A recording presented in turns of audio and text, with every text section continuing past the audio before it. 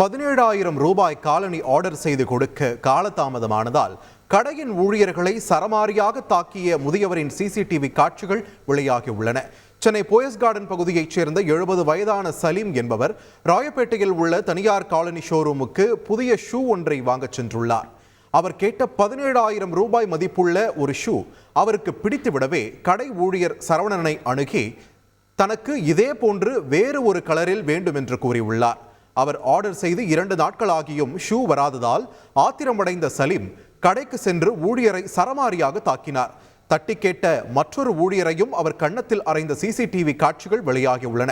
இதுகுறித்து புகார் அளித்து 20 நாட்களாகியும் போலீசார் நடவடிக்கை எடுக்கவில்லை என்று பாதிக்கப்பட்டவர்கள் குற்றம் சாட்டியுள்ளனர்.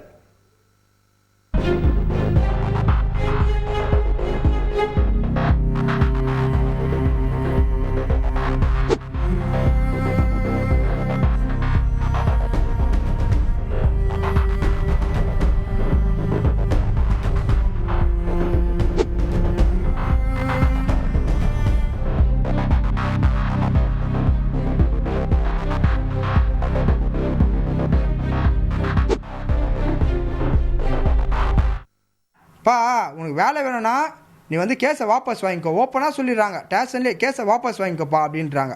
எங்களை நடக்க விட்டு நாங்கள் ரொம்ப மன உடைச்சலுக்கு போயிட்டோம். நாங்கள் எந்த இதுவும் பண்ணல. நாங்கள் அடி வாங்கிக்கின்னு நாங்கள் கஷ்டப்பட்டு தான் இருக்கோம். ஒன்றுமோ அவங்க சைட்லேருந்து தான் எனக்கு பணம் தரேன்னாங்க, நகை தரேன்னாங்க, என்னென்னமோ பண்ணுறேன்னாங்க. என் காது வலிக்கு 2 வாரத்துக்கு வாப்பா அவனை அப்போலோ ஹாஸ்பிட்டல் வச்சு பார்க்குறேன், இது பார்க்குறேன், காசு தரேன், 4 லட்சம் தரேன், 5 லட்சம் தரேன்னு சொல்லியிருந்தாங்க. அப்படி சொன்னது இல்லாமல் இப்போ ஸ்டேஷன் என்ன சொல்லிடுச்சோ நான் தான் காசு கேட்டேன்ற மாதிரி சொல்லியிருக்காங்க. செய்திகளை உடனுக்குடன் தெரிந்து கொள்ள உடனே சப்ஸ்கிரைப் பண்ணுங்க.